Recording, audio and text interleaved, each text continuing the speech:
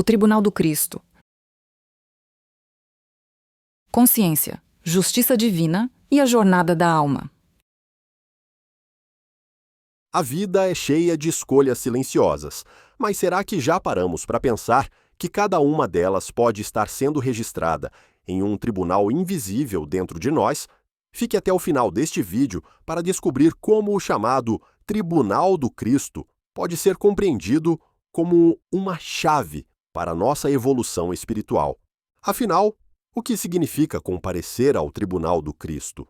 E mais, o que é a justiça divina segundo Paulo de Tarso? Como diferentes tradições espirituais interpretam o julgamento da alma? O que é o Cristo interno e qual sua relação com a consciência? Qual o papel do corpo físico na jornada espiritual da alma? Como nossas escolhas moldam nosso destino espiritual? Somos conduzidos por um convite profundo: refletir sobre o julgamento espiritual não como ameaça, mas como caminho de autoconhecimento. Ao longo da história, essa imagem simbólica do tribunal, mencionada por Paulo em sua Epístola aos Coríntios, tem sido interpretada como um momento da alma encarar suas próprias verdades. Mas, e se esse julgamento não estivesse fora, mas dentro de nós, acontecendo agora? Este vídeo é uma jornada de compreensão e aprendizado sobre o verdadeiro significado do Tribunal do Cristo. Um mergulho que atravessa tradições antigas, pensamento filosófico e psicologia contemporânea, revelando que a consciência é o verdadeiro palco do julgamento espiritual. Aqui, a vida encarnada não é casual, é campo sagrado onde a alma manifesta escolhas que moldam sua eternidade. A importância de refletir sobre esse tema é vital, porque ele nos liberta de visões punitivas e nos devolve a nossa capacidade de decidir, amar e transformar. O vídeo termina com um resumo das principais perguntas respondidas e com 2 parágrafos retirados literalmente do texto, que revelam em profundidade o que significa, de fato, comparecer ao Tribunal do Cristo. Ainda há tempo, sempre há tempo. Respire, recomece. A luz já habita você. Se este conteúdo ressoa com você, curta o vídeo, inscreva-se no canal e compartilhe com quem busca evolução e autoconhecimento. Vozes que sussurram justiça. Paulo de Tarso, em sua segunda epístola aos Coríntios, capítulo 5, versículo 10, nos apresenta o seguinte: porque todos devemos comparecer ante o tribunal do Cristo, para que cada um receba segundo o que tiver feito, estando no corpo, o bem ou o mal. Vamos refletir, com base em vários pensadores que interpretam essa passagem ou propõem algo semelhante, mostrando que as verdades chegam em variadas épocas por diversas fontes e inspirados de todas as épocas. Estas palavras, escritas há quase 2000 anos por Paulo, permanecem entre as mais profundas afirmações sobre justiça, responsabilidade espiritual e consciência moral. Em sua epístola aos Coríntios, Paulo não apresenta apenas uma doutrina religiosa. Ele oferece uma chave filosófica e espiritual para entender o destino da alma humana. Um chamado à autorreflexão sobre o valor e o uso de nossa existência corpórea. O Tribunal do Cristo não deve ser interpretado apenas como uma instância de julgamento celestial futuro, localizada num tempo e espaço distantes. Ao contrário, essa imagem pode e deve ser compreendida como símbolo vivo da consciência espiritual que cada ser carrega em si. O tribunal é interno, é silencioso e é permanente. Cada ação, pensamento e início intenção são registrados e pesados não por um juiz externo, mas por algo mais sutil e justo. A própria alma, que diante da verdade maior, reconhece o que semeou. Paulo, ao empregar essa metáfora poderosa, coloca em nossas mãos a responsabilidade pelos frutos que nascem das escolhas que fazemos estando no corpo. A expressão estando no corpo é reveladora. Ela nos remete ao tempo da encarnação. ao período em que o espírito se manifesta na matéria, tem acesso ao livre-arbítrio e pode moldar sua jornada evolutiva com consciência. A vida, neste contexto, é o campo fértil onde se semeia o bem ou o mal, e a colheita é inevitável. Compreender o tribunal do Cristo, portanto, é compreender que nossa vida não é desconectada do todo e que nossas ações têm implicações que ecoam para além do visível.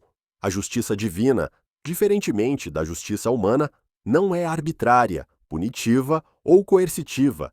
Ela é educativa, amorosa e restauradora, e opera segundo uma lei universal, de causa e efeito, que age independentemente de crenças religiosas ou sistemas morais construídos culturalmente. É nesse ponto que a reflexão sobre essa passagem ganha profundidade, porque Paulo não está apenas falando aos cristãos da comunidade de Corinto. Ele está nos convocando, enquanto seres espirituais em jornada, a encarar o tribunal da própria consciência e nos convida a investigar. Estamos vivendo de modo coerente com aquilo que sabemos ser o bem? Estamos usando o tempo no corpo como uma oportunidade sagrada de crescimento, reparação e serviço? Essa passagem nos conecta também com a sabedoria de muitas outras tradições anteriores e posteriores ao cristianismo.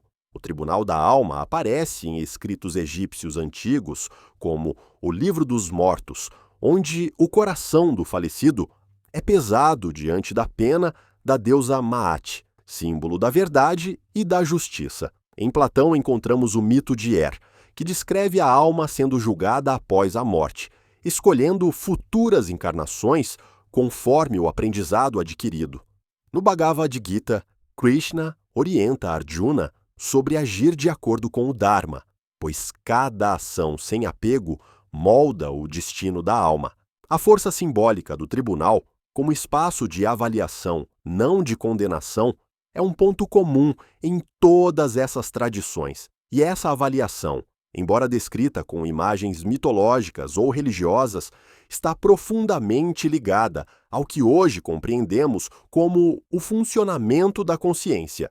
A neurociência e a psicologia transpessoal já reconhecem que a mente humana possui mecanismos de autorregulação moral que vão além de normas sociais. São registros internos que nos alertam quando violamos nossos princípios mais íntimos.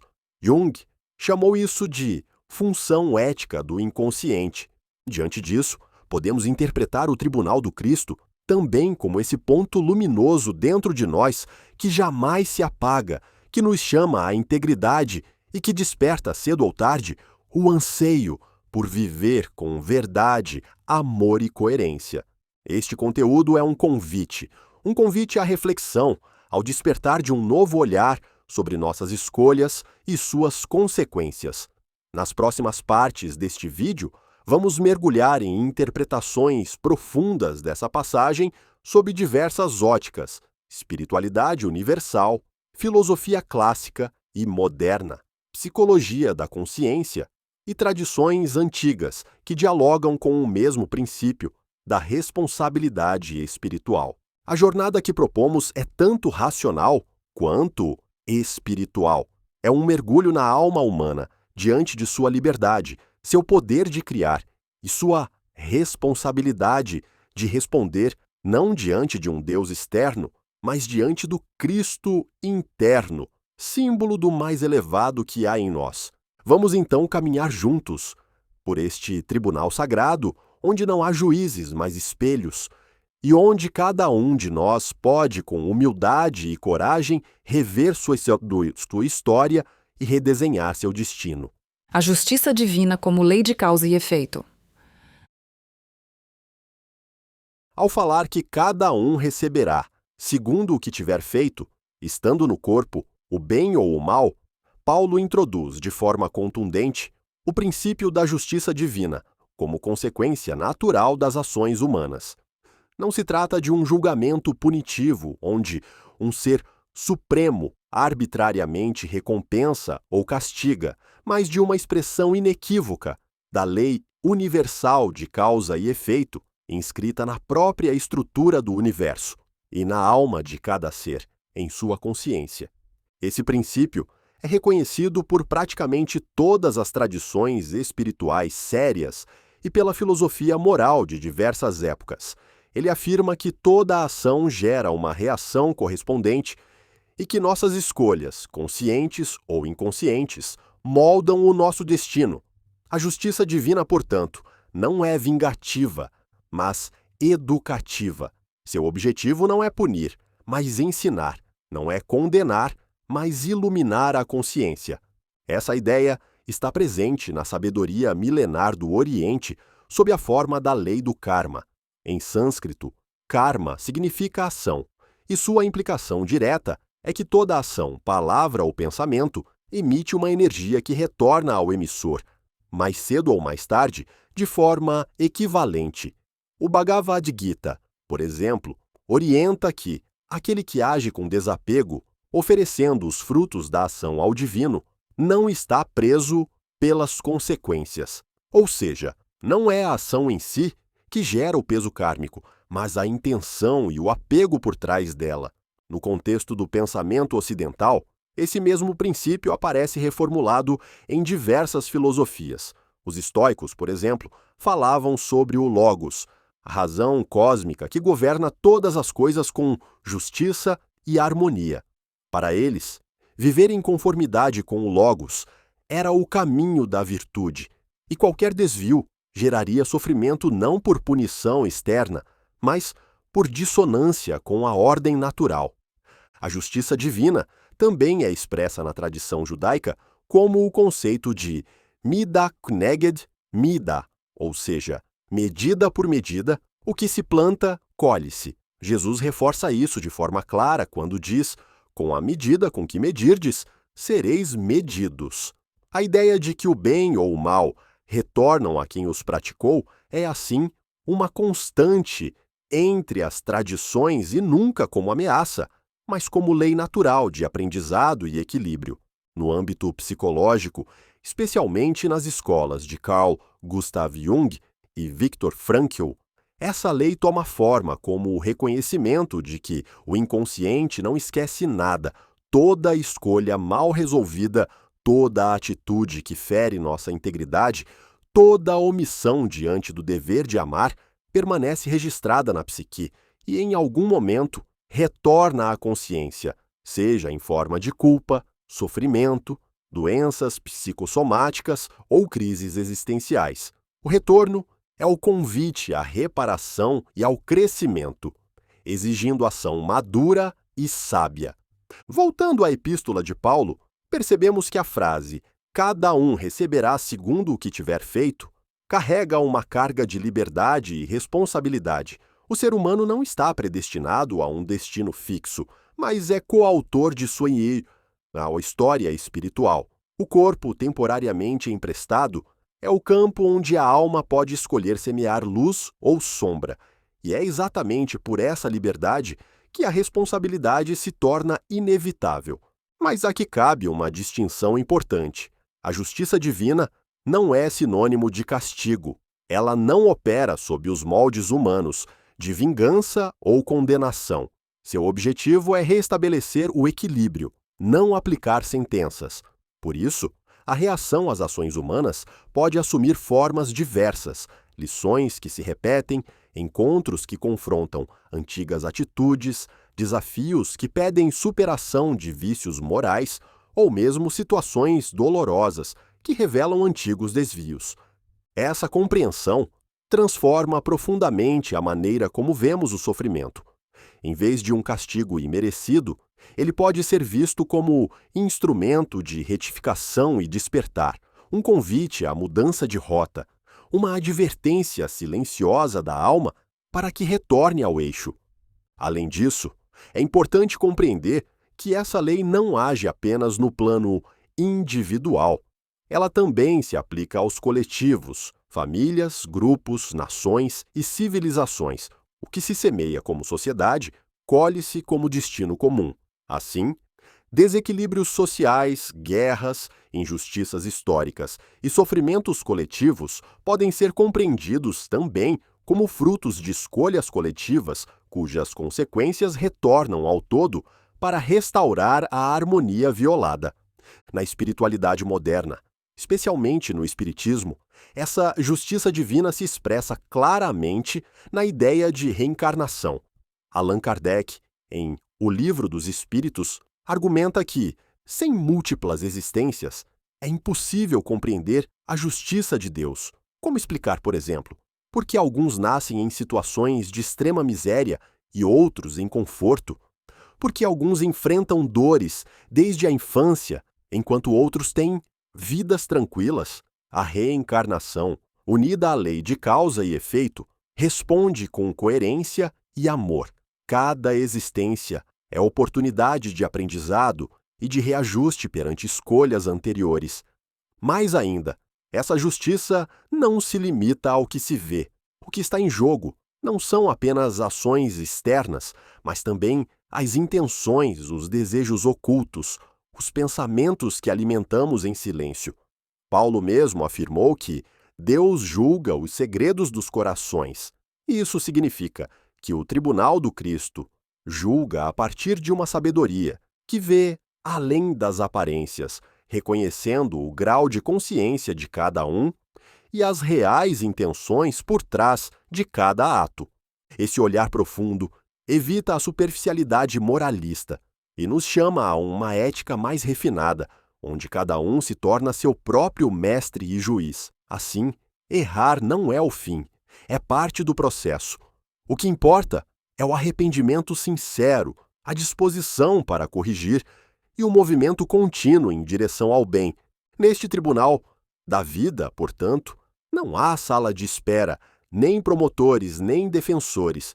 O que existe é a lei viva, operando dentro de nós.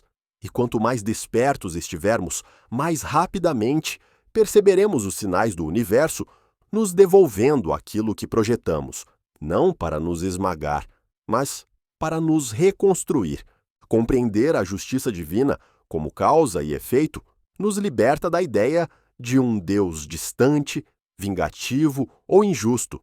Revela-nos um universo regido por equilíbrio, amor e coerência, e nos convida, com seriedade e compaixão, a cuidar de nossos pensamentos, palavras e ações, com mais responsabilidade e reverência pela vida.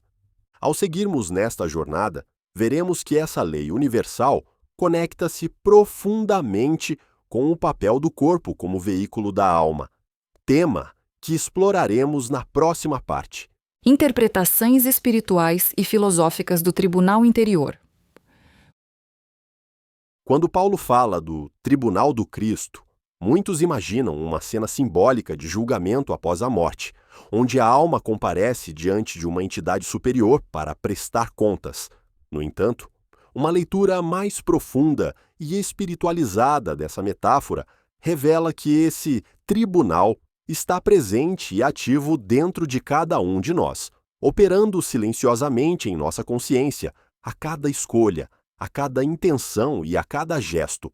O Cristo, nesta visão, não é apenas a figura histórica de Jesus de Nazaré, mas o símbolo arquetípico da consciência crística, aquela presença interior que representa o mais elevado grau de lucidez, compaixão, verdade e justiça ao qual um ser humano pode aspirar.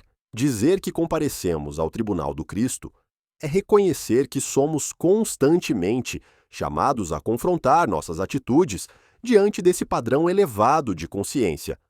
Nas tradições esotéricas e gnósticas, essa consciência superior é descrita como o Cristo interno, uma luz interior que guia a alma em sua jornada evolutiva. Este Cristo não é um juiz externo, mas a própria medida do nosso potencial divino.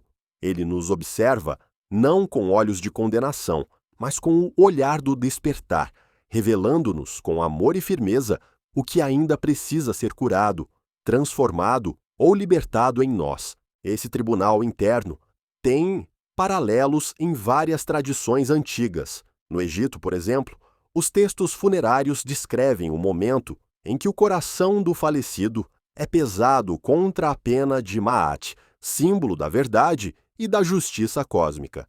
Se o coração fosse mais leve que a pena, a alma era considerada justa. Se fosse mais pesado, a alma era devorada pelo monstro Amit, o que simbolizava não um castigo eterno, mas a dissolução da personalidade egóica.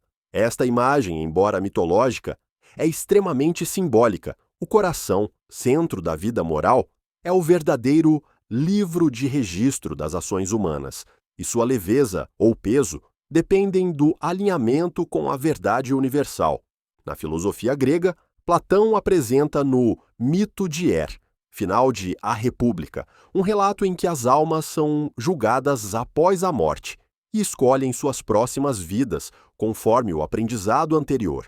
Ele não descreve deuses vingativos, mas uma ordem cósmica inteligente onde a alma colhe o que plantou e se desenvolve através de experiências progressivas. O julgamento, novamente, não é externo, mas ocorre diante da verdade que a própria alma reconhece. Sócrates, mestre de Platão, reforçava esse tribunal interior quando dizia que uma vida não examinada não vale a pena ser vivida. Para ele, o verdadeiro valor da existência não está nas conquistas externas, mas na capacidade de examinar a si mesmo, confrontar os próprios erros e buscar coerência entre o que se pensa, sente e faz. Ele acreditava que a alma possui um saber inato e que a busca pela virtude é uma reconexão com essa verdade interior. Essa perspectiva ressoa profundamente com o conceito paulino. Seremos confrontados com aquilo que fizemos, estando no corpo, ou seja, enquanto tínhamos as ferramentas da razão, da vontade e da liberdade.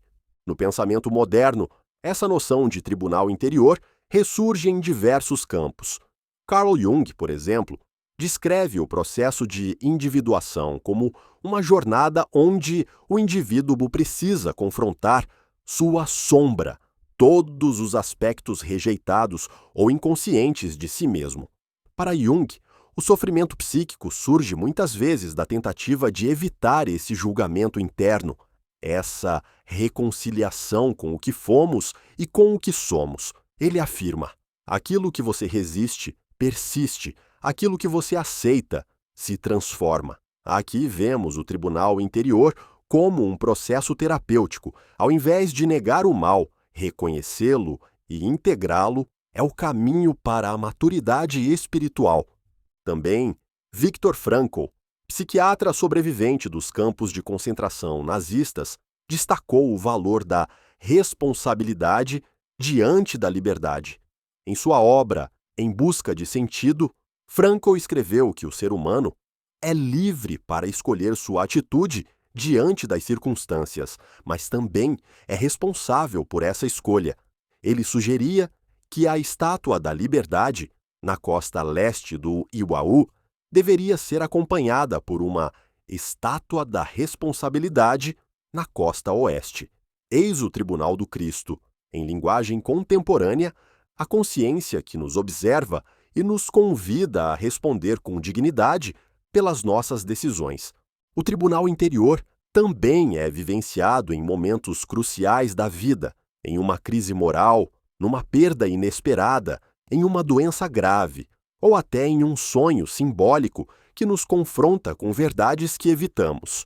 Nessas experiências limite, muitas vezes somos julgados, não por algo fora de nós, mas por aquela parte mais profunda de nós mesmos que sabe quando nos desviamos do caminho. Nessa perspectiva, o mal não é um pecado no sentido teológico tradicional, mas um desvio da verdade da alma. E o bem não é uma obrigação moral imposta, mas um estado de harmonia entre o ser e o agir. O julgamento, então, não é uma condenação, mas um espelho que mostra não apenas quem somos, mas quem podemos ser. É nesse tribunal que nasce o verdadeiro arrependimento, aquele que não vem do medo do castigo, mas da clareza interior de que nos afastamos de nosso próprio centro, de nossa própria luz. Esse arrependimento é libertador, pois nos reconecta com o Cristo interno, que não nos acusa, mas nos acolhe e nos impulsiona a recomeçar. Por isso, o tribunal do Cristo não deve ser temido, mas compreendido como um espaço sagrado de autoconhecimento e transfiguração. Ele é o lugar onde a alma, diante da verdade, escolhe crescer. Ele não separa os justos dos injustos, mas revela a todos a medida de sua própria consciência. Concluímos, então, que o julgamento espiritual é, em essência, um processo pedagógico da alma consigo mesma, guiado pela presença amorosa do Cristo interior. Essa centelha divina que jamais se apaga e que nos guia com paciência e sabedoria pelo caminho da evolução. Na próxima parte, aprofundaremos como esse tribunal se relaciona com o papel do corpo físico como instrumento da alma e campo das experiências evolutivas. A evolução do espírito e o corpo como instrumento. Ao escrever Estando no corpo, o bem ou o mal, Paulo reforça uma compreensão essencial da espiritualidade universal. A encarnação não é um detalhe secundário na trajetória da alma, mas uma oportunidade sagrada, um campo privilegiado de experimentação, aprendizado e transformação. O corpo não é apenas um invólucro temporário da alma, ele é instrumento de expressão, de evolução e de realização espiritual. Ele permite que o espírito manifeste no mundo visível as intenções e tendências que traz em seu interior. É através do corpo que sentimos, escolhemos, criamos, erramos e recomeçamos. Por isso, a vida corpórea tem um valor profundo e não pode ser dissociada da construção do destino espiritual. Na visão de Paulo, influenciado tanto pela tradição judaica quanto por sua experiência mística com o Cristo, a existência corporal é um campo de prova e de semeadura. O que fazemos enquanto estamos encarnados tem consequências espirituais duradouras. O tempo que temos na carne é precioso, porque é no tempo que o espírito pode exercer sua liberdade e, com ela, assumir responsabilidade por sua própria evolução. Essa ideia aparece de maneira clara também em outras tradições espirituais. No Vedanta hindu, o corpo é considerado o carro conduzido pela alma. Krishna, no Bhagavad Gita, ensina a Arjuna que o corpo é perecível, mas a alma que o habita é eterna, inatingível e indestrutível. No entanto, é justamente nesse corpo perecível que a alma realiza seu dharma, sua missão sagrada. É através das experiências da matéria que ela desenvolve discernimento, desapego, compaixão e sabedoria. No budismo, encontramos a compreensão de que o corpo é uma oportunidade rara. A tradição tibetana ensina que obter um corpo humano é mais difícil que encontrar uma joia no fundo do oceano. Isso porque é somente na condição humana, com sua combinação única de inteligência, livre-arbítrio e capacidade de sentir dor e prazer, que a alma pode realmente acelerar seu processo de libertação do sofrimento. O Espiritismo também dá grande ênfase ao papel do corpo como meio de prova, expiação e aprimoramento. Em O Livro dos Espíritos, Allan Kardec pergunta: qual o objetivo da encarnação? E a resposta é clara: chegar à perfeição. Para isso, é que sofrem todas as vicissitudes da existência corpórea. A encarnação é uma expiação, mas também uma missão. Assim, o corpo é o meio pelo qual o espírito vivencia os reflexos de suas ações passadas e pode corrigir rumos através de novas escolhas. Mas há algo ainda mais profundo. O corpo não apenas revela a condição espiritual do ser, ele também responde ao movimento da alma. Nossos estados emocionais, nossos pensamentos recorrentes, nossas escolhas alimentares, nossos hábitos e até mesmo nossos desejos inconscientes influenciam o funcionamento do corpo. A ciência moderna, através da epigenética e da psiconeuroimunologia já confirma que emoções e crenças afetam diretamente a biologia. Isso é mais uma demonstração de que corpo e alma não estão separados. São dimensões interligadas de uma mesma realidade viva. A filosofia também reflete sobre essa relação entre espírito e corpo. René Descartes via o corpo como uma máquina e a alma como sua operadora, uma dualidade que influenciou profundamente o pensamento ocidental. No entanto, filósofos mais contemporâneos, como Maurice Merleau-Ponty, propuseram que somos nosso corpo, ou melhor, somos seres encarnados. A experiência de estar no mundo é uma fusão entre o espírito e a matéria, e não uma separação. Isso significa que nossas atitudes físicas, posturas, gestos, olhares e até silêncios são expressões da alma e, como tal, têm valor espiritual. A tradição cristã, embora muitas vezes tenha sido marcada por interpretações que viam o corpo como fonte de pecado ou obstáculo à santidade, também oferece uma visão elevada da corporeidade. O próprio fato de Cristo ter encarnado é o maior testemunho do valor do corpo humano. Jesus não veio apenas ensinar ideias. Ele viveu, sentiu fome, chorou, caminhou, sofreu e amou em um corpo. Sua encarnação santifica a experiência corpórea como parte da redenção. Assim, o tribunal do Cristo, como símbolo do julgamento espiritual, considera profundamente o que fizemos com o dom da corporeidade, que palavras proferimos, que gestos repetimos, que prazeres buscamos, que dores evitamos, que mãos deixamos de estender, que abraços negamos, que silêncios fizemos pesar quando deveríamos ter falado. Cada pequena ação física, cada escolha aparentemente banal, carrega um peso espiritual, porque o corpo é o meio através do qual o espírito mostra o que realmente pensa, sente e deseja. As intenções mais sutis ganham forma na carne. Por isso, Paulo escreve em outra epístola que o corpo é templo do Espírito Santo, não como metáfora, mas como realidade espiritual. Nosso corpo é o lugar sagrado onde o divino se manifesta no tempo. É também no corpo que sentimos os efeitos daquilo que geramos. A culpa pode adoecer o estômago, a raiva pode apertar o peito, o ressentimento pode enrijecer os músculos, a alegria pode iluminar o olhar, a paz pode regular o ritmo do coração. Tudo está interligado. O corpo não esquece, ele é espelho da alma. Entender isso nos chama a responsabilidade, mas também nos oferece consolo, pois, se é no corpo que erramos, é também no corpo que podemos reparar. O toque que antes feriu pode agora curar. A palavra que antes humilhou pode agora inspirar. O silêncio que antes omitiu pode agora escutar com compaixão. Cada novo dia no corpo é uma nova oportunidade. Com isso, compreendemos por que Paulo une julgamento e corpo na mesma frase. Ele sabia que o espírito é eterno, mas que é no tempo, enquanto estamos encarnados, que definimos as qualidades da eternidade que construiremos.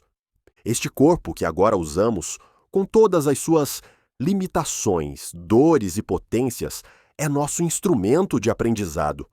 Ele nos ensina humildade, dependência, impermanência, mas também nos oferece os recursos para o amor, a generosidade, o perdão e a transcendência.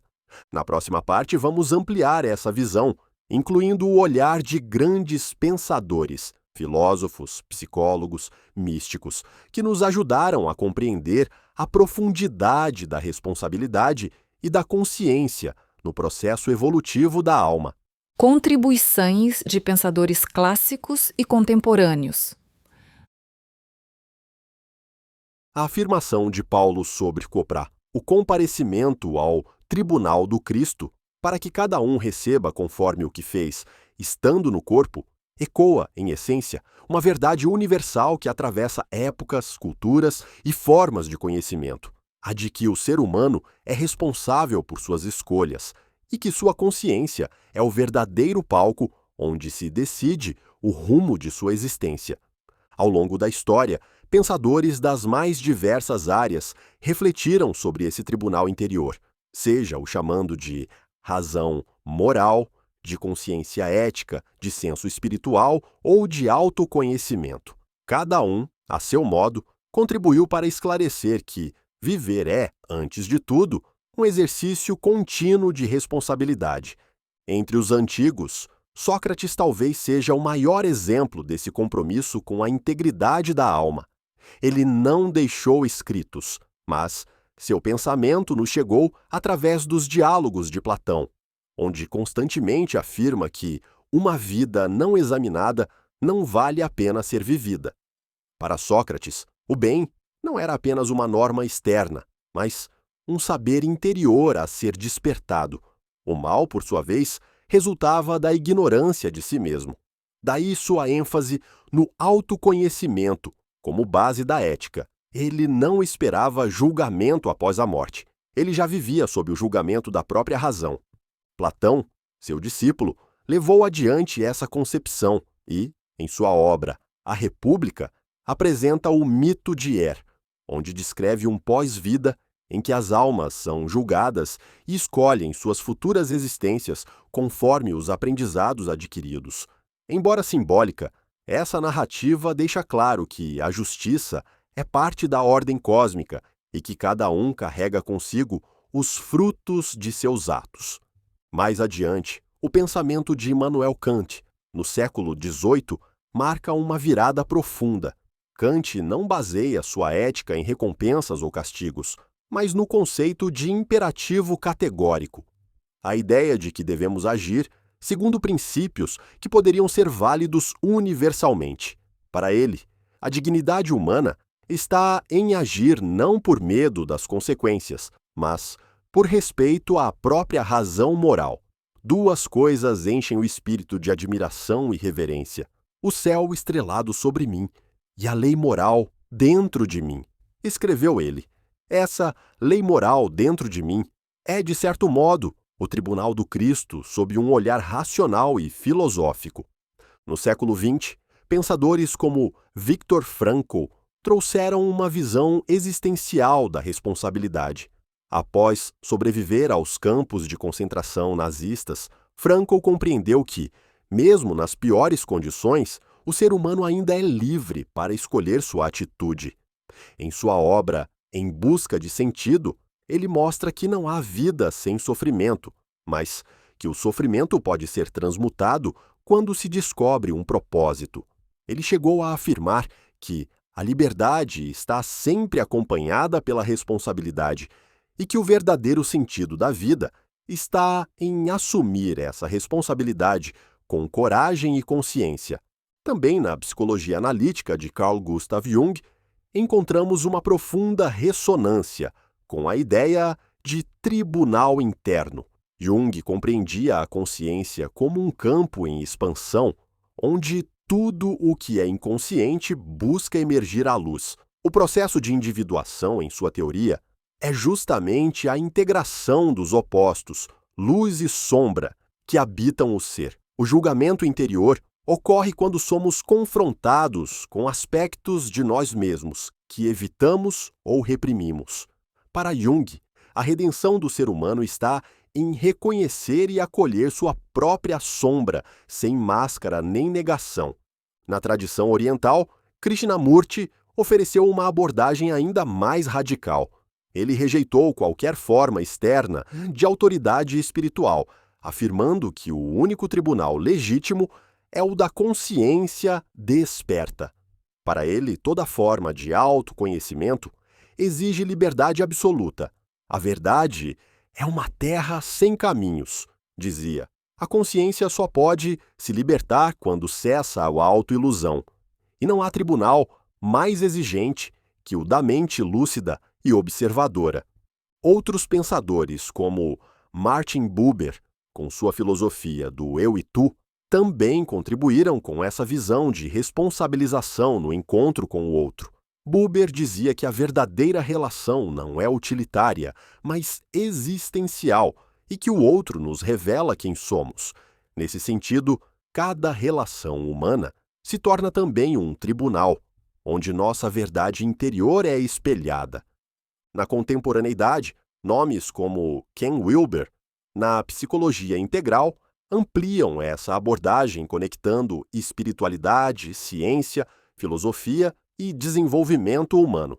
Wilber fala de uma consciência testemunha presente em todos os níveis do ser, que observa sem julgar, mas que reconhece com clareza cada movimento da alma. Ele mostra que o despertar espiritual não elimina a responsabilidade moral, ao contrário, a aprofunda. Na tradição cristã mais mística, Santa Teresa de Ávila, São João da Cruz e Meister Eckhart também enfatizaram a consciência como espaço de encontro com o divino. Teresa fala das moradas interiores, onde a alma, ao adentrar seus próprios recintos, se confronta com sua verdade mais pura. João da Cruz escreve sobre a noite escura da alma, momento de profunda purificação, em que tudo o que é falso se dissolve. Eckhart chega a afirmar que Deus nasce na alma quando esta se esvazia de si mesma. Ou seja, o tribunal do Cristo acontece quando o ego silencia e a verdade se manifesta. Essas vozes, vindas de tempos, lugares tão diversos, apontam para a mesma direção. O verdadeiro julgamento não é um evento futuro, mas um processo presente, contínuo, interno. E mais, não é um julgamento para condenar, mas para revelar e transformar. Todas essas contribuições nos ajudam a compreender que o tribunal do Cristo, ao qual Paulo se refere, é ao mesmo tempo cósmico e íntimo. Ele não é uma instância judicial exterior, mas o olhar silencioso e amoroso da consciência que habita em nós e que espera apenas uma coisa: que despertemos. Ao integrarmos esses pensamentos à nossa reflexão, vemos que o saber espiritual é inseparável da sabedoria prática. A vida, com suas alegrias e desafios, é o lugar onde essa consciência se revela, e é no cotidiano, nas escolhas aparentemente banais, nos silêncios e nos gestos, que comparecemos dia após dia ao tribunal da verdade. Na próxima parte, retornaremos no tempo para investigar as raízes ainda mais antigas dessa ideia, explorando como tradições anteriores a Paulo já falavam sobre julgamento, consciência e responsabilidade espiritual. Paralelos com tradições anteriores. A Paulo. Muito antes de Paulo escrever sua epístola aos Coríntios, o pensamento humano já havia intuído, registrado e simbolizado a existência de um tribunal invisível que observa, avalia e responde às ações humanas. As antigas tradições espirituais, cada uma à sua maneira, reconheceram que a vida não é um fenômeno isolado, mas um elo em uma corrente de responsabilidade que liga o ser humano ao sagrado e ao cosmo. Entre os povos do Egito Antigo, a ideia de julgamento espiritual ocupava lugar central na cosmologia. O Livro dos Mortos, mais precisamente o capítulo conhecido como o Julgamento de Osíris, descreve com riqueza simbólica o momento em que a alma do falecido comparece diante do tribunal de 42 juízes espirituais. Nesse rito, o coração do morto é colocado em uma balança e comparado à pena de Maat, deusa da verdade, da ordem e da justiça cósmica. Se o coração for mais leve que a pena, a alma é considerada justa e segue para uma vida abençoada. Se pesar mais, é devorada por Amit, a deusa com corpo de leão, crocodilo e hipopótamo, simbolizando o aniquilamento do ego e a interrupção da jornada espiritual. O simbolismo egípcio é poderoso e se conecta diretamente à metáfora paulina. A ideia de que o coração guarda o peso das ações e que esse peso define o destino da alma ressoa com a visão cristã primitiva do tribunal do Cristo. Mais do que um julgamento externo, trata-se de uma revelação interior da verdade, onde nada pode ser ocultado. No mundo persa, o zoroastrismo, uma das religiões monoteístas mais antigas, também apresentou um sistema ético-espiritual baseado no julgamento das ações humanas.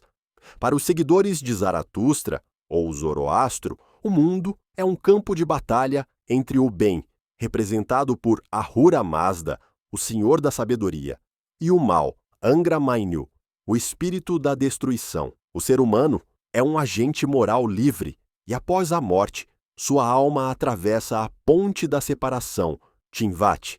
Se suas ações foram boas, atravessa com facilidade e encontra a luz. Se más, a ponte se torna estreita e a alma cai nas trevas. Aqui, novamente, vemos um símbolo claro: a ponte como transição e as ações como peso determinante da travessia. Não há castigo arbitrário, mas consequência orgânica e moral das escolhas feitas na carne. A consciência é o juiz e as ações são a medida. Entre os gregos, além de Platão e o mito de Er, encontramos nas tragédias e na mitologia elementos que expressam a mesma lógica. A figura de Nêmesis, por exemplo, representava a justiça retributiva, não como punição, mas como restabelecimento da ordem cósmica. Aqueles que ultrapassavam os limites da humildade, híbris, eram naturalmente chamados a uma reparação.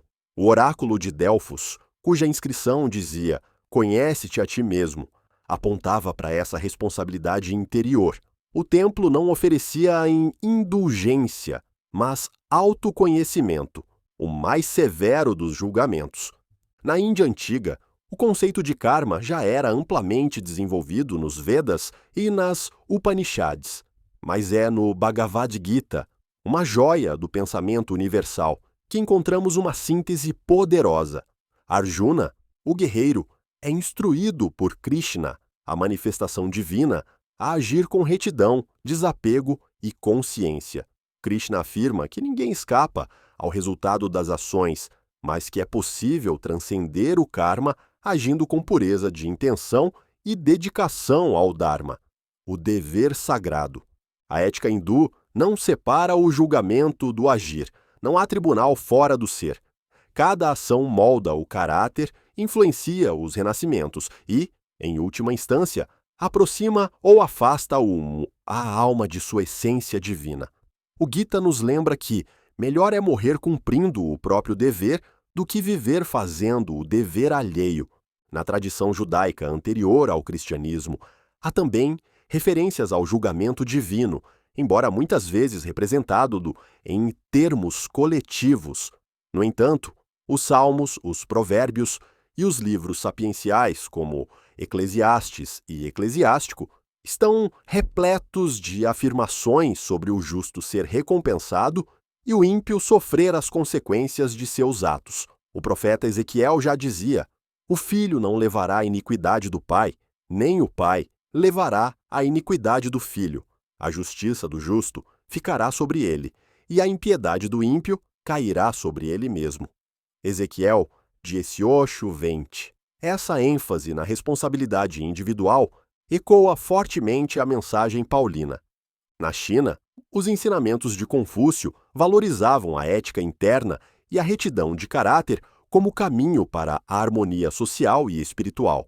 Para Confúcio, o homem superior não é o que obedece por medo, mas aquele que age de acordo com a virtude do céu, um princípio que une consciência pessoal, ordem cósmica e moralidade. Não há tribunal físico, mas o céu observa, e o coração humano sabe quando está em paz com a verdade. Os povos indígenas de diversas partes do mundo também possuíam, e ainda possuem, compreensões próprias sobre o retorno das ações. Na sabedoria ancestral dos povos andinos, por exemplo, encontramos o princípio do Aine, a reciprocidade sagrada. Tudo que só o que se dá, volta. Tudo o que se toma sem retribuir, desequilibra a ordem e exige reparação.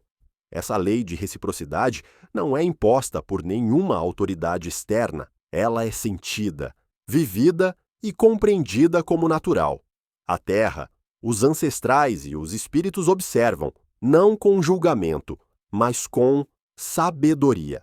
Dessa forma, percebemos que a mensagem de Paulo não surgiu no vazio. Ela se insere em um vasto campo simbólico e espiritual, onde a humanidade, desde os primórdios, intui que não vive isolada. Existe uma ordem, uma inteligência e uma justiça maior que observa, guia e responde, não com ira, mas com coerência.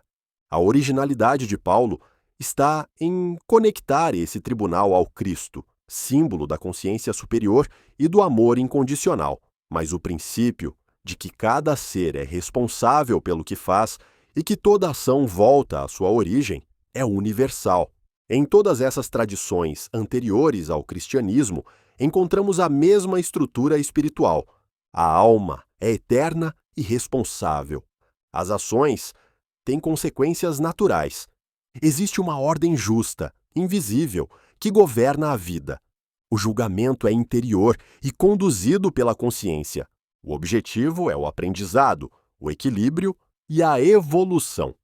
Revisitar essas tradições é como escutar o coro da sabedoria ancestral dizendo o mesmo que Paulo disse: cada um receberá segundo o que tiver feito. Na próxima parte daremos um passo importante. Vamos refletir sobre o Cristo como símbolo da consciência crística universal e como essa presença espiritual atua como guia interno e referência ética profunda para todos os seres. Cristo como símbolo da consciência crística universal. Quando Paulo se refere ao tribunal do Cristo, ele não invoca apenas uma figura histórica, mas evoca um arquétipo espiritual profundo, o Cristo como símbolo da consciência crística universal, uma dimensão elevada de consciência que transcende o tempo, a cultura e até mesmo a religião cristã como estrutura formal. O Cristo, neste sentido, não é apenas o Jesus de Nazaré, mas representa um estado de ser, uma presença espiritual que habita o mais íntimo de todo ser humano, como semente divina em processo de germinação. Para compreendermos esta afirmação em toda a sua amplitude, é necessário distinguir o Cristo histórico, o mestre que viveu há 2000 anos, do Cristo cósmico e espiritual, que representa a culminância da consciência moral, amorosa e iluminada, que pode ser despertada lá em todos nós. O próprio Jesus reconheceu essa distinção quando afirmou: "Eu sou a luz do mundo", João 8,12, e também quando disse: "As obras que eu faço, vós as fareis também, e maiores do que estas fareis", João 14,12. Ele não se apresentava como um fim em si mesmo, mas como um modelo e caminho, o Verbo feito carne, para que todo ser humano reconhecesse em si a capacidade de se tornar luz. Neste sentido, o tribunal do Cristo é o tribunal da consciência crística, aquela instância sagrada e silenciosa que habita em cada um de nós e que nos convida com amor e firmeza à coerência, à compaixão e à verdade. Ele não julga segundo aparências, mas segundo a verdade do coração. Não condena, mas desperta. Não pune, mas revela. Esse Cristo interno é a centelha divina que nos guia nos momentos de dúvida, que nos faz sentir o chamado para agir com retidão, que nos impulsiona ao arrependimento sincero quando erramos e que nos levanta quando nos permitimos recomeçar. Ele é o reflexo do absoluto no coração humano, a ponte entre o finito e o eterno, entre o ego e o espírito. Na tradição oriental, encontramos paralelos extraordinários com esse conceito. O Buda também é visto não apenas como uma pessoa, mas como um estado de iluminação acessível a todos. O Buda interno representa a mente desperta, livre da ignorância e do apego. Da mesma forma, no hinduísmo, o Atman, o Eu Supremo, é uma manifestação individual do Brahman, a consciência suprema. Essas tradições também apontam para o fato de que há, dentro de cada ser, uma centelha divina esperando por realização. A consciência crística, portanto, é a realização plena da união com o sagrado, É o estado em que o amor, a verdade e a justiça não são apenas ideais, mas formas de ser. Paulo compreendia isso quando dizia: já não sou eu quem vive, mas Cristo vive em mim. Gálatas 2:20. Ele não falava de possessão espiritual, mas de rendição à presença divina interna, à luz que guia todas as decisões e transforma o ser por dentro. Quando transferimos essa compreensão para a ideia do tribunal, o que se apresenta é uma nova forma de julgamento, não a de um juiz externo que mede comportamentos segundo normas rígidas, mas de uma presença amorosa que nos confronta com o melhor que podemos ser. Este tribunal é exigente, mas compassivo. Ele nos mostra onde nos traímos, onde ferimos, onde nos omitimos, não para nos destruir, mas para nos redimir. A consciência crística julga com base na verdade interior. Ela sabe quando uma ação, mesmo aparentemente correta, foi movida por orgulho ou vaidade, e também reconhece quando uma escolha difícil foi feita com coragem e intenção pura. Por isso, esse julgamento é justo como nenhum outro. Ele considera não apenas o que foi feito, mas por quê e com que intenção foi feito. Ele lê o coração. Esse tribunal é silencioso e ativo. Ele opera no momento presente. Cada vez que negamos nossa verdade, ele nos inquieta. Cada vez que escolhemos com amor, ele nos consola. Ele é o juiz justo, porque não atua por dogmas, mas por coerência com a luz que habita o centro de nosso ser. Muitos mestres espirituais contemporâneos também reconheceram essa dimensão universal do Cristo. Teilhard de Chardin, sacerdote e paleontólogo jesuíta, via o Cristo como o ponto ômega, a consciência universal que atrai todos os seres para sua plena realização. Para ele, o universo está em processo de evolução espiritual e o Cristo é o centro e o destino desse processo.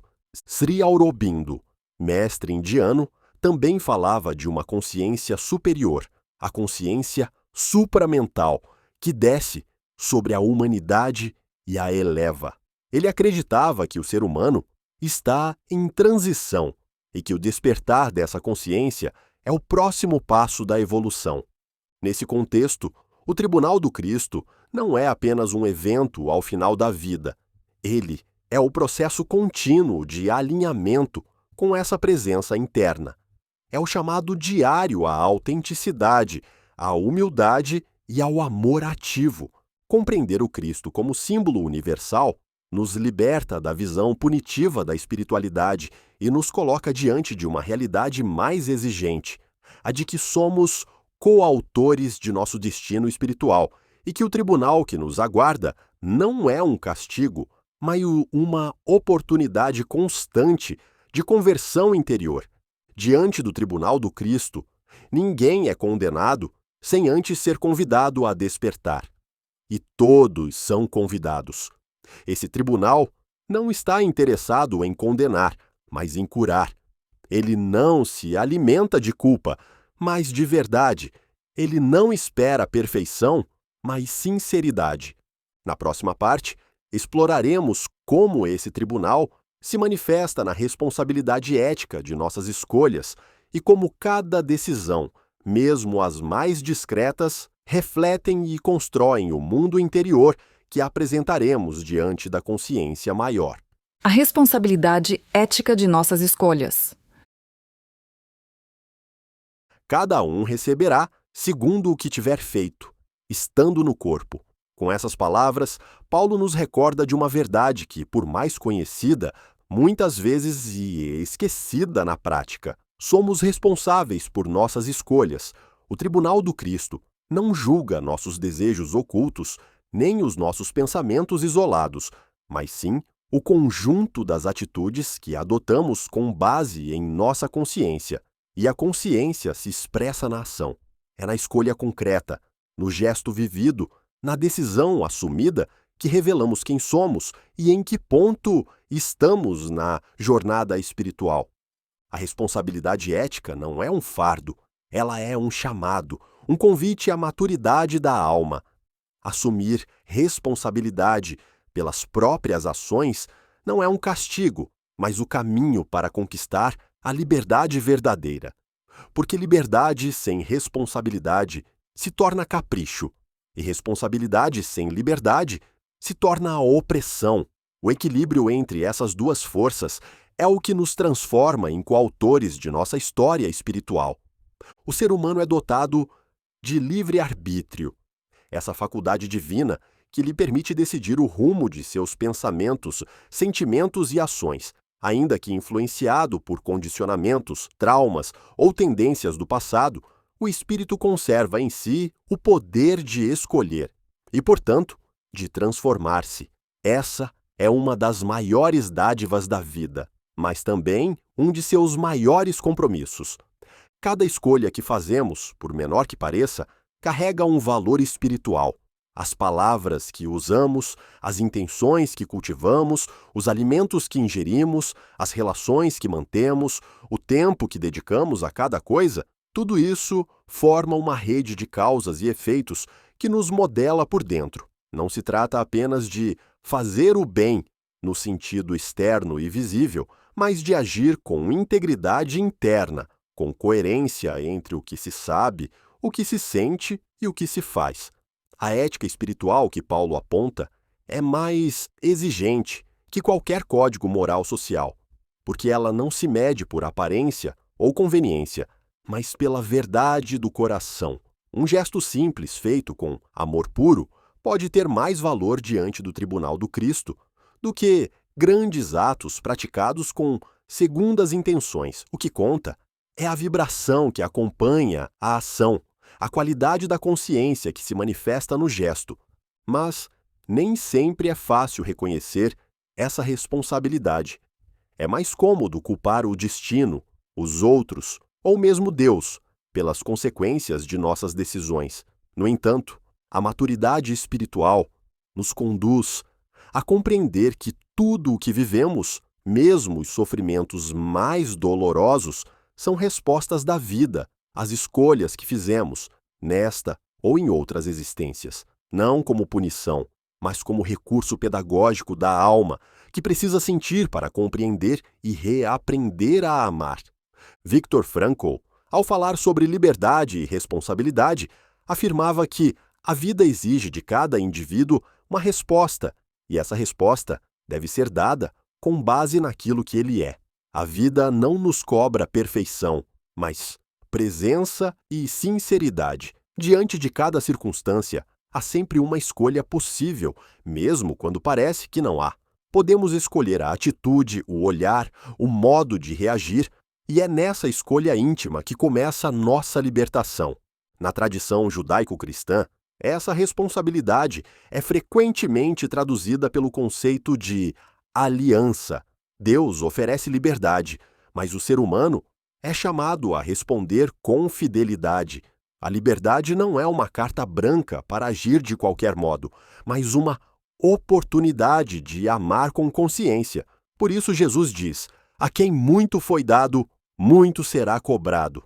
Isso não é uma ameaça, mas uma constatação de que quanto mais consciente alguém se torna, maior é seu compromisso com o bem. Na filosofia moderna, Jean-Paul Sartre, apesar de seu existencialismo não religioso, também reconhece essa dimensão da responsabilidade. Ele dizia que o homem está condenado a ser livre, no sentido de que não pode escapar da obrigação de escolher. Mesmo a recusa em decidir já é uma decisão. Somos seres de projeto, e cada projeto molda nossa essência. Somos, enfim, o que escolhemos ser. Essa compreensão exige vigilância constante, porque a vida cotidiana é feita de pequenas escolhas que, somadas, criam destinos. Um pensamento nutrido com frequência se torna desejo. Um desejo repetido se torna intenção. Uma intenção cultivada se torna ação. E a ação constante se torna caráter. Esse é o processo da construção espiritual.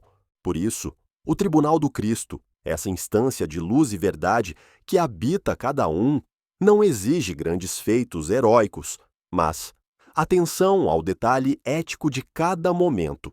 um olhar compassivo, um pedido de perdão sincero, um silêncio respeitoso, uma renúncia generosa, tudo isso é contabilizado na alma como expressão do amor vivido. Mas, e quando erramos? E quando falhamos em nossas escolhas? E quando ferimos alguém, ou a nós mesmos? A responsabilidade espiritual também inclui a capacidade de reconhecer o erro e reparar o dano. O verdadeiro arrependimento não é remorso passivo, mas transformação ativa.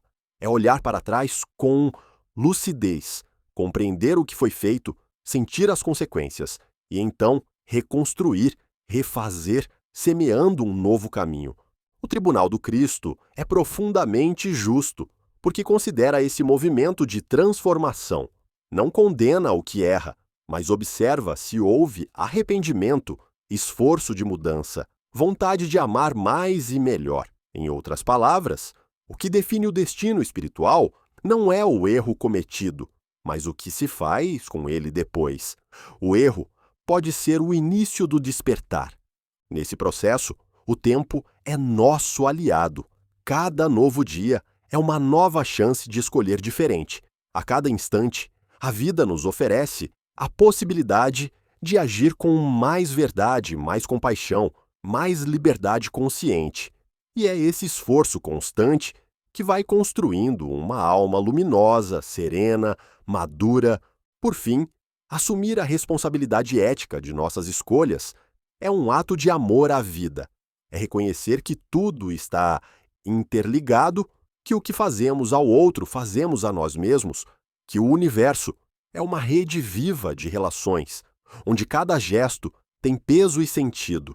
O Tribunal do Cristo é, portanto, o espelho onde vemos refletidas as escolhas que fizemos e onde compreendemos que cada decisão molda o ser que estamos nos tornando. Ele nos chama à humildade, mas também à coragem, à lucidez, mas também à misericórdia.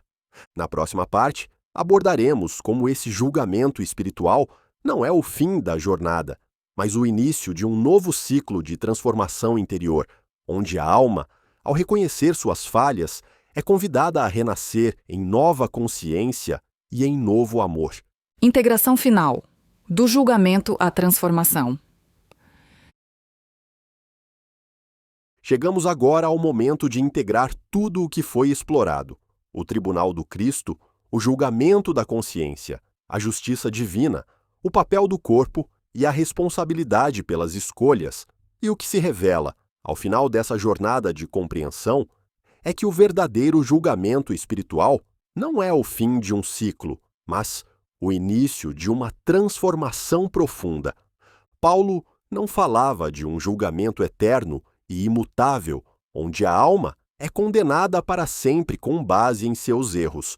Ao dizer que cada um receberá conforme o que fez, ele não aponta para um castigo, mas para uma consequência natural e educativa, que convida à reparação e ao crescimento. O Tribunal do Cristo não é um local de sentença, mas um espelho sagrado, onde a alma enxerga com clareza tudo aquilo que precisa ser curado, integrado e redirecionado. Nesse espelho, não somos vistos como pecadores irreparáveis, mas como espíritos em construção. O que nos aguarda não é a punição, mas a revelação da verdade e, com ela, o convite à transformação. Esse é o movimento mais sagrado da vida: reconhecer o que fomos, acolher com humildade e, então, nos permitir renascer.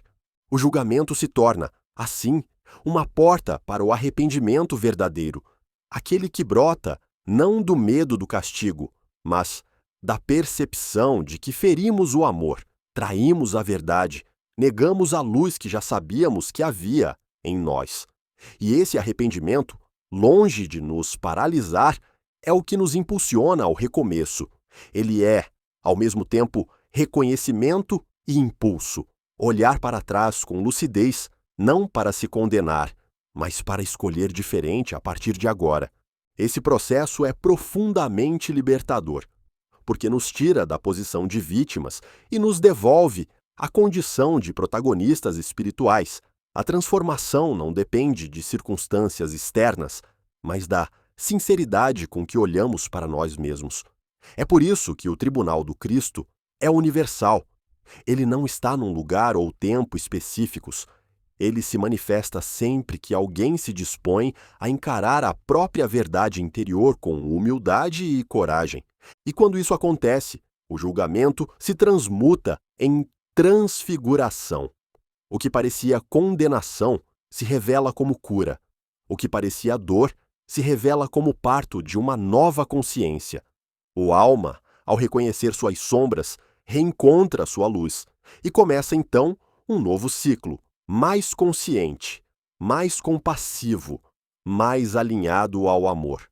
A transformação verdadeira não é imediata nem fácil. Ela exige tempo, esforço, persistência, mas começa com um simples ato, o reconhecimento da própria verdade. A partir daí, tudo pode ser recriado. A alma, ao se alinhar com a consciência crística que a habita, encontra forças para recomeçar. E cada passo nessa nova direção já é, por si só, um julgamento superado. Essa integração final também nos mostra que a vida espiritual não é separada da vida cotidiana. O tribunal do Cristo não se manifesta apenas após a morte. Ele opera agora, neste instante, em cada pensamento que escolhemos alimentar, em cada gesto que decidimos realizar, em cada palavra que pronunciamos. A eternidade começa aqui, e cada decisão presente já está modelando o ser que seremos. Por isso, o julgamento não é o fim, mas o início do despertar, o início de uma vida vivida com mais atenção, mais compaixão, mais consciência, uma vida em que a busca por coerência entre o que se crê e o que se vive se torna prioridade, e onde o erro não é mais motivo de culpa, mas oportunidade de aprendizado. A justiça divina, nesse sentido, se revela como um grande movimento de amor, porque ela não nos abandona às consequências de nossos atos, sem antes nos oferecer caminhos de reparação. E porque ela sabe que a alma só cresce quando se vê com verdade. O julgamento, então, é só o início da jornada de cura. Esse olhar transforma radicalmente a ideia de destino. O destino não está escrito, ele está sendo escrito a cada instante pelas escolhas que fazemos. E quando erramos, temos sempre a chance de reescrever. O tribunal do Cristo, com sua justiça amorosa, nos garante isso. Sempre há tempo para recomeçar. E mesmo que a vida nos traga provas duras, dores intensas ou colheitas amargas, podemos olhar para tudo isso como parte de um processo maior de lapidação da alma. As dores não são punições, mas lições. As quedas não são fracassos, mas trechos do caminho. E o tribunal não é uma ameaça, mas uma luz que revela a direção.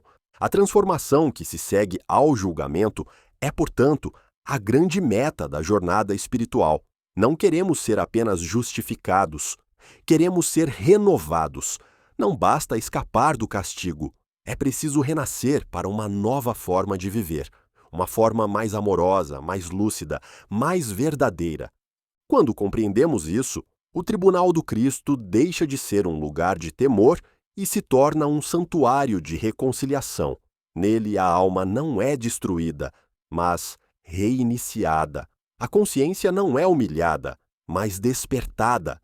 O espírito não é rejeitado, mas convidado a crescer. E é por isso que Paulo, mesmo falando de julgamento, fala com esperança, porque ele sabe que o Cristo não veio ao mundo para condenar, mas para curar, e que esse Cristo continua vivo, não apenas nas palavras sagradas, mas na intimidade da consciência de cada ser humano. Na próxima e última parte, concluiremos essa jornada com uma mensagem de síntese e inspiração que nos ajude a levar essa compreensão para a prática da vida como fonte de lucidez, força e direção espiritual. A voz suave do Cristo interior. Porque todos devemos comparecer ante o tribunal do Cristo, para que cada um receba segundo o que tiver feito, estando no corpo o bem ou o mal.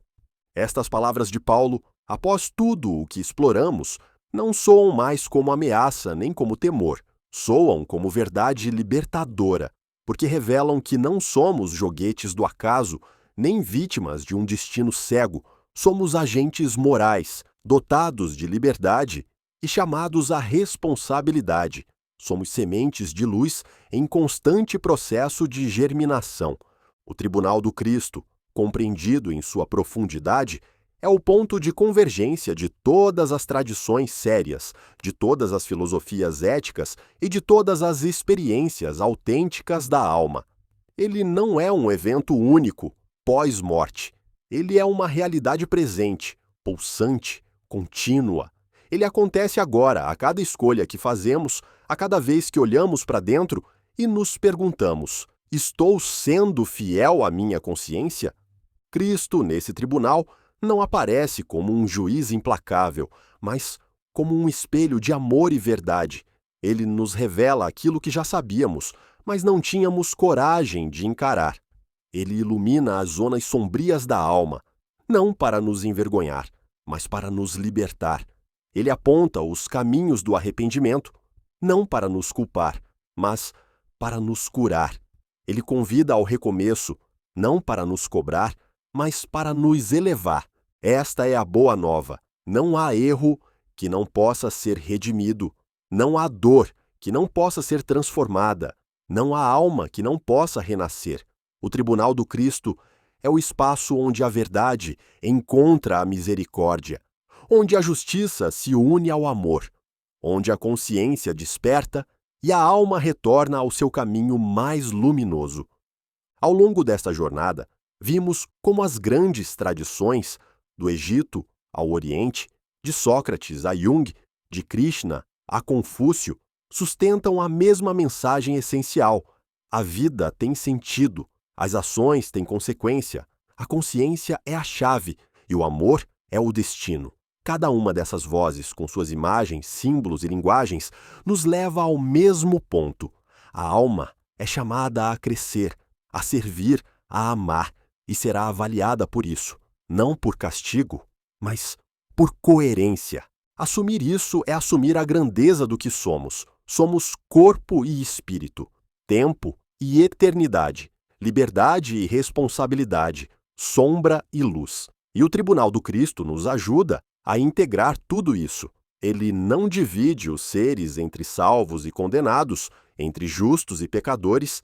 Ele revela a cada um o grau de alinhamento com sua própria verdade interior. E quando essa verdade é reconhecida, inicia-se a verdadeira conversão, aquela que não depende de ritos externos, mas de uma entrega interna, conversão à sinceridade, ao bem possível, ao amor necessário, à presença íntegra. Essa é a espiritualidade que transforma. Portanto, ao encerrar esta reflexão, não pensemos no tribunal como uma ameaça a evitar, mas como um espaço a habitar, com coragem e confiança. Ele já está dentro de nós. E quanto mais o reconhecermos, mais livres nos tornamos. Porque a liberdade verdadeira nasce da coerência interior. E a paz verdadeira nasce do esforço constante de viver com integridade.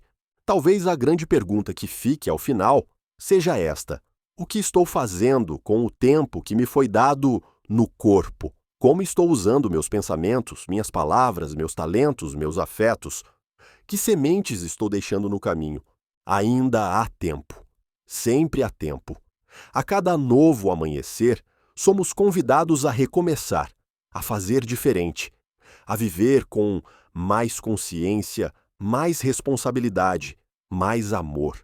O tribunal do Cristo não espera a perfeição, espera a sinceridade, espera esforço, espera movimento e nos acolhe para a cada passo nessa direção. Que essa mensagem nos inspire, que essa reflexão nos fortaleça e que possamos todos nós comparecer a esse tribunal não com medo, mas com humildade, não como réus, mas como aprendizes, não como acusados, mas como filhos que retornam à casa da verdade com o coração disposto a amar. O que significa comparecer ao tribunal do Cristo?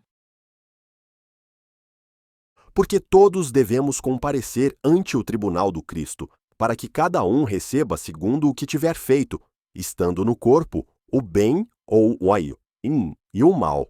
Paulo não fala de um julgamento eterno e imutável, mas aponta para uma consequência natural e educativa que convida à reparação e ao crescimento. O tribunal do Cristo não é um local de sentença, mas um espelho sagrado, onde a alma enxerga com clareza tudo aquilo que precisa ser curado, integrado e redirecionado. Nesse espelho não somos vistos como pecadores irreparáveis, mas como espíritos em construção. O que nos aguarda não é a punição, mas a revelação da verdade, e com ela, o convite à transformação.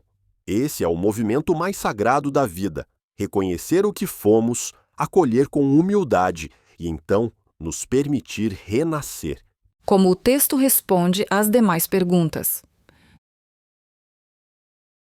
De forma direta ou explícita, o que é a justiça divina, segundo Paulo de Tarso? Ela é uma lei de causa e efeito. Não é punitiva nem arbitrária, mas educativa, amorosa e restauradora, moldando o destino da alma conforme suas ações. Como diferentes tradições espirituais interpretam o julgamento da alma. Egípcios, hindus, gregos, judeus e outros enxergam o julgamento como um processo interno de reconhecimento das ações, muitas vezes simbolizado por balanças, pontes ou pesagens do coração. Qual o papel do corpo físico na jornada espiritual da alma? O corpo é o instrumento sagrado, onde o espírito manifesta intenções, aprende, repara e transforma. É no corpo que a alma exerce liberdade e responsabilidade, de forma indireta ou implícita. Subentendidas, o que é o Cristo interno e qual sua relação com a consciência? O Cristo interno é a consciência mais elevada em nós, símbolo do amor, da verdade e da justiça. Ele não julga, mas desperta. É o espelho do que podemos ser. Como nossas escolhas moldam nosso destino espiritual. Cada ação, por menor que pareça, é uma expressão de nossa alma. As intenções por trás dos atos criam ecos na consciência e moldam quem nos tornamos. A grande lição que fica é esta: o verdadeiro progresso une transformação interior com ação concreta no mundo. O tribunal do Cristo não é um fim, é um chamado ao recomeço, à coerência e à luz que já habita em nós. Curta, comente e compartilhe com quem precisa dessa mensagem.